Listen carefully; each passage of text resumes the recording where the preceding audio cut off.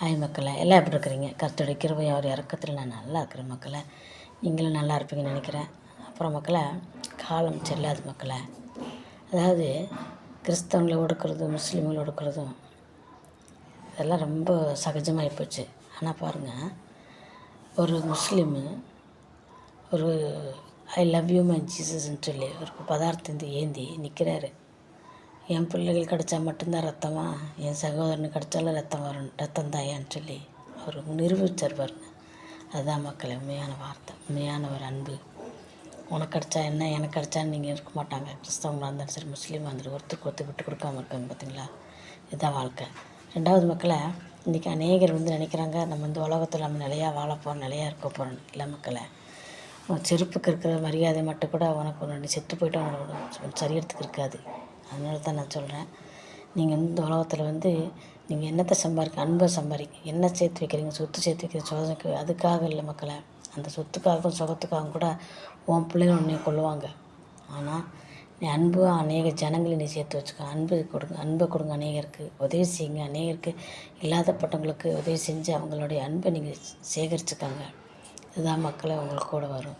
இன்றைக்கி எம்ஜிஆர் செத்துட்டாருன்னு இன்னும் மட்டும் நினச்சிட்டு இருக்கிறாங்களே. எம்ஜிஆர் அவர் செஞ்ச உதவி தான் அவரை நினைக்கல, அவர் செஞ்ச உதவிகளை தான் இன்னும் மட்டும் நினச்சிட்டு இருக்கிறாங்க மக்கள்.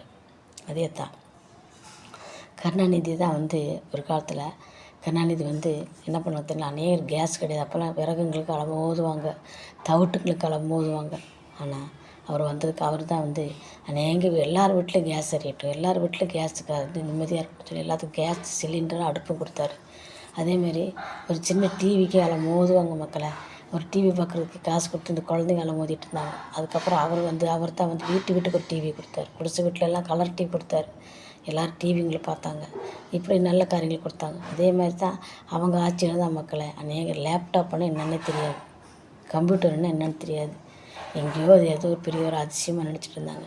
எல்லா பிள்ளைங்க கையிலையும் லேப்டாப் கொடுத்து பண்ணாங்க. இப்படி அவங்க ஆட்சியில் நிறைய நடந்துச்சு மக்களை. அதே மாதிரி தான் ஏழைகளுக்கு உதவி செய்கிறதுல அரிசி இலவசமாக, காசு இலவசமாக 30 ரூபா கொடுத்தாரு. ஒரு எம்ஜிஆர் காலத்தில் 30 ரூபா கொடுத்துட்டு இருந்தாங்க. அதே இவர் 500 ரூபாக்குனார், அதே 1000 ரூபாக்குனார், அது 100 ரூபா 150 ரூபா இப்படி 1000 ரூபா மட்டும் வந்துச்சு மக்களை. இன்றைக்கி அநேகருக்கு 1000 ரூபா கொடுத்துட்ருக்குறாங்க கருணாநிதி ஆட்சி. இப்படியே நிறைய நல்லது செஞ்சாங்க மக்களை. அதனால தான் நினைக்கிறாங்க இன்றைக்கி மட்டும். ஒரு அம்மா சொல்லுது, நேற்று ஒரு யூடியூப்பில் பார்த்தேன், அவர் கொடுக்குற காசு எங்களுக்கு வேண்டவே வேண்டாம், 50,000 ரூபா கொடுத்தாலும் எங்களுக்கு வேண்டாம், என்ன அதை வச்சா வாழ முடியும், அதை வச்சா பிழைக்க முடியும்னு. உங்களுக்கு ஒன்று தெரியுதா மக்களை?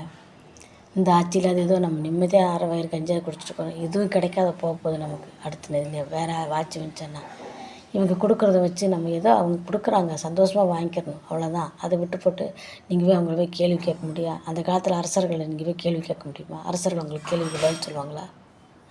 இந்த மாதிரி நீங்கள் அரசாங்கம் பார்த்து பேச முடியுமா? உங்களை செருப்பு அடிக்கிறேன்னது எங்களுக்கு அந்த காசு வேண்டான்னு போங்க, எதுக்கு வாங்குற காசு? நான் போய் இதில் போய் ரேஷன் கடையில் பாருங்கள், நாக்கத்தவங்க போட்டு அங்கே கேஸில் போய் ரேஷன் கடையில் க்யூவில் நிற்பாங்க. இந்த பேசுன இதே பொம்பளை முதல்ல நிற்கும். பேசாதீங்க மக்களை. உங்களால் கிடைக்கிறவங்களுக்கும் கிடைக்காத போய் எத்தனை ஏழைங்க இன்றைக்கி பிழைக்கிறாங்க, எத்தனை ஏழைங்க இன்றைக்கி இந்த காசை நம்பி வாழ்கிறாங்க.